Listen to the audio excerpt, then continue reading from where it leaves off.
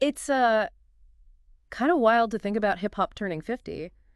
That anniversary last August, it really got us thinking, didn't it? About its journey, its impact. Absolutely. 50 years is a major milestone. So for this deep dive, you sent over some really great stuff. We've got a Nielsen looking at the whole cultural picture, a Reddit thread debating the most impactful rapper post 2010. Yeah, that one was lively. And then there's that vocabulary analysis from The Pudding, which is fascinating, plus a DJ Booth article and another Reddit thread on the big one, who's the greatest of all time. Right. So we've got a real mix. And I guess the mission here is to try and weave these together. Yeah.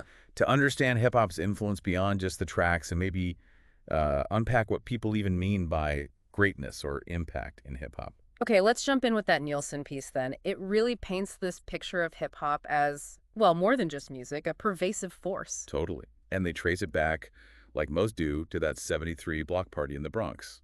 DJ Kool Herc and the merry-go-round technique. It all started there. 50 years on, it's just everywhere. And the scale is staggering. Nielsen points out, what, over 96,000 rap artists globally? Yeah, in like 149 countries. And creating over 100 subgenres, that blew my mind. It shows how adaptable it is, right? It's not just an American thing anymore. Only about a third of the most streamed hip-hop artists are actually from the U.S. now. That's a huge shift. It really is. It shows how hip-hop provides this framework for people everywhere to tell their own stories in their own context. And in their own language, too. The article mentioned it spans English plus like 98 other languages and dialects. Exactly. It connects on such a local level. And they also touched on gender, mentioning more women collaborating, even if it's still, a mostly male field overall. It suggests things are maybe shifting, evolving there, too. Seems like it. The collaborations point is interesting. Nielsen also really highlights the connection with the Black community in the U.S., like 6 times more likely to call it their favorite genre. Yeah, and dominating radio play and streaming, especially for the 18 to 34 crowd. Millennials and folks in the South seem to be the biggest fans, according to their data. And that has real business implications, doesn't it? Like that huge jump, 92% in ad spend with Black-owned radio in 2022. Right. Advertisers are clearly seeing the cultural weight and trying to connect authentically. Makes sense. And it's not just radio. They mentioned TV programming, too, with really high representation of Black talent, 89%. Which naturally pulls in diverse audiences. Yeah. So yeah, hip-hop is this massive cultural engine. It shapes music, media, even advertising. Okay, so if that's the huge cultural footprint, let's get into that Reddit discussion about impact. How are people defining that exactly? Because it seemed kind of messy. It was definitely multifaceted. For some people, impact was clearly about influencing other rappers. Do they change the game stylistically? Right, like did they make everyone else sound different? Exactly. Others focus more on bringing new fans into hip-hop, expanding the audience. And then some just saw impact as, creating a totally unique sound, something that hadn't really been heard before. So lots of angles. Who are some of the names getting thrown around for that post-2010 impact? Well, Drake came up a lot. You'd expect that, given his commercial dominance and that whole singing, rapping fusion thing he does. Sure. Kendrick Lamar was another big one. People pointed to his lyrics, the social commentary. Very different kind of impact. Definitely. Kanye West, too, I imagine. Though that's always a complicated conversation. Always. His influence is undeniable, but yeah, it comes with a lot of baggage and discussion, as you said. And what about others? I saw names like Travis Scott mentioned, but sometimes almost negatively. Yeah, that was interesting. Some users argued his impact might alienate certain listeners, or they had issues with the lyrical content or associated culture. It wasn't universally seen as positive impact. And then you had Chief Keef and Future mentioned, too, representing a pretty significant shift in sound, right? Absolutely. Huge influence on a whole subgenre and sound that's become really prominent. Yeah. It really brings up that question, doesn't it? Is all impact good impact? That's the core of it. Is it about building careers, or is it about potentially, encouraging stuff that people find problematic? The definition of impact itself gets debated. It's so subjective, which makes that putting analysis on vocabulary kind of refreshing because it's data. What was the main takeaway there? The big headline was that trend. Newer artists, generally, seem to use fewer unique words in their first 35,000 lyrics compared to older artists. Fewer unique words. Why would that be? Well, the pudding piece itself floats the idea that it might be linked to hip-hop borrowing more from pop music. More repetition, simpler structures, maybe more singing. Ah, okay. And they link that partly to Drake's influence. Yeah, Joe Carmanica's argument about Drake sort of pushing the genre in that direction was mentioned. It's a theory, anyway. And they gave examples, right? Who was at the top for vocabulary? Oh, yeah. Aesop Rock was way up there. Bus Driver, too. Guys known for incredibly dense, complex lyrics. The Wu-Tang Clan as a group also scored really high. Makes sense. GZA, Ghostface. Very lyrical. Definitely. And then you had guys like E40, Outkast, also ranking high. And on the lower end, they compared Lil Uzi Vert to pop stars. Right. They found his unique word count was more in the ballpark of artists like Beyoncé or even Marilyn Manson. It just highlights that difference in lyrical approach. But they did qualify it, saying hip-hop overall still uses more unique words than, say, rock or country. Yeah, that's an important context. Genre matters. And they had that great Jay-Z quote about sometimes deliberately dumbing down lyrics for broader appeal while still respecting guys like Talib Kweli or Common for their complexity. So artists are making conscious choices about this stuff. Seems like it. And, the methodology has limits. Slang is tricky, compound words. It's not a perfect measure of quality, but it's a fascinating look at one specific aspect, vocabulary size. Okay, so from quantifiable data to, well, the ultimate subjective debate. Greatest rappers, we have that HHGA list and the Reddit thread. Yep. What criteria did HHGA use for their top 50? They tried to be pretty specific, which I liked. They focused on pen game. The writing, right? Flow, technical skill, how well they control a crowd, their cultural impact, and longevity. And what did they downplay? Things like just pure fame, popularity, hype.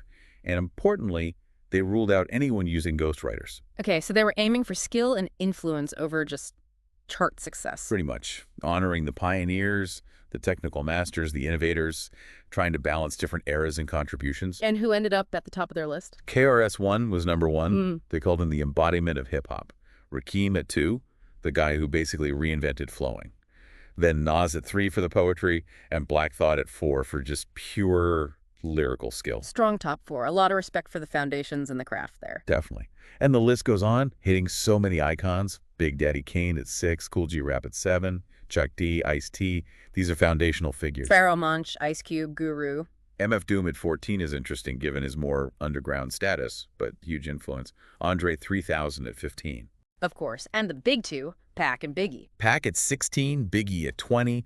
Cultural icons, incredible storytellers. Jay-Z, Eminem. Jay-Z at 18, Eminem right behind at 21. Then you get into guys like Masta Ace, Ghostface, Common, Treach. Aesop Rock made the list too after the vocabulary discussion. Yep, number 27. You also see Posnos from De La Soul, Billy Woods, Inspector Deck, Q-Tip, COD, GZA. It's a deep list. Rock Marciano, Cannabis. MC Light representing the pioneering women. MC Light at 39, yeah. Same spot as Big L, interestingly. Sky Zoo, Kendrick Lamar further down at 44, which acknowledges his talent, but maybe reflects the longevity factor compared to others. And ending with Cool Mo D and Melly Mel, real OGs. Exactly. It's a real attempt to map out the history and different facets of greatness. So how did that compare to the Reddit discussion? More chaotic. Yeah, a bit more freewheeling, lots of passion. Eminem came up constantly. People love his technical skill, his longevity, his global reach. Nas, too, I bet. Illmatic always gets mentioned. Always. His lyricism, his influence. Biggie's storytelling was huge for many Redditors. MF Doom got a ton of love, too, for being so unique. And the more recent titans? Kendrick. Absolutely. Kendrick, Tupac for sheer impact, Andre 3000 for his innovation. Those names just kept popping up. What seemed to be the criteria people on Reddit valued most, even if they didn't state it formally? Lyrical content was massive. Rhyme schemes, wordplay, messages that meant something. Flow was essential how it sounded over the beat. Consistency mattered, too, like having a solid discography. Yeah, people valued consistent quality over time and influence, both on other artists and commercially. Originality was key, intelligence came up. But honestly, it felt like crafting those unforgettable lines, the ones that just stick with you, was almost paramount for many fans. More than just being technically complex. That makes sense. Lines that resonate. Which kind of ties into that DJ Booth article, too, right? They tried to break down best rapper qualities. They did. They looked at lyricism, pointing to Rakim as the originator, basically, and Nas, of course. And flow. Crucial. They highlighted Freddie Gibbs as someone with exceptional flow, that connection between words and beat. They even contrasted him with someone like Talib Kweli, suggesting Kweli sometimes prioritizes the message over the rhythm. Interesting distinction. What else did they look at? Personality delivery. That X factor, right. How some rappers just grab you with their style. They used Old Dirty Bastard and Snoop Dogg as examples totally different, but both magnetic. Yeah, you know it when you hear it. Then there was cultural impact influence beyond just hip-hop on the wider culture. They controversially suggested Kanye might have had a bigger sonic impact than Jay-Z. Ooh, bold claim. And finally, sales commercial success. They acknowledged it's part of the game, but questioned how much it should weigh against pure skill. Pitting, like Didi against Rakim, humorously. Right, but they also admitted it's super subjective, didn't they? Totally. They called it the hidden subjectivity factor. Your background, where you grew up, what you heard first, it all shapes your taste. Plus, comparing across eras. Comparing living artists to deceased ones, it's tricky. All of this echoes that essay, What Makes a Rapper? It feels like all these sources are circling the same core ideas. Exactly. Quality and longevity of work, songwriting, storytelling, impact, and those core rhyming skills, flow, delivery, lyricism. The essay hammered home that the greatest debate is opinion, but the criteria can be broken down. Right. Sustained quality, staying relevant, that matters. And acknowledging that different generations just connect with different artists. And speaking of specific skills, we had that list focusing just on flow. Yeah, the top 35 rappers with the best flow. And surprise, surprise, a lot of the same names popped up again, but viewed specifically through that lens of rhythm and groove. Eminem, Kanye, Pac, Busta, Wayne, all legends known for distinct flows. Andre 3000, Benny the Butcher, Nas again, Luda, Tech N9, Rakim again, J. Cole, Doom, Jadakiss, Black Thought. Big L's tempo switches, DMX's raw power, Scarface's smoothness, AZ's effortlessness. Logic, too. It just shows the incredible variety within that one skill, flow, how vital it is to a rapper's whole identity. Okay, so wrapping this all up, it's been quite a journey. From that Bronx block party to this global cultural giant. Absolutely. Hip-hop's shaped language, fashion, business, media.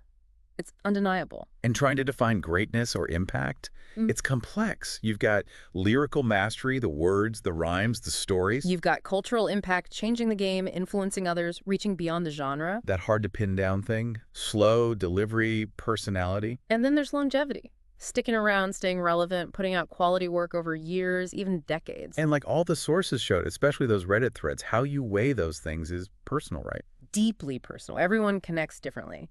But the fact that certain names, KRS-One, Rakim, Nas, Pac, Biggie, Jay, Mem, Kendrick, Doom, Andre 3000 keep coming up, it says something. It points to a kind of consensus around multifaceted talent, even if the exact ranking is always up for grabs. Precisely. There's no single answer, and maybe that's the point, that richness and complexity is hip-hop. So a final thought then for everyone listening. After hearing all this, thinking about the lyrics, the impact, the flow, the history, how do you define a great or impactful rapper? Who comes to mind for you based on what resonates? Yeah, chew on that. Keep listening, keep exploring. There's always more to discover in this incredible art form.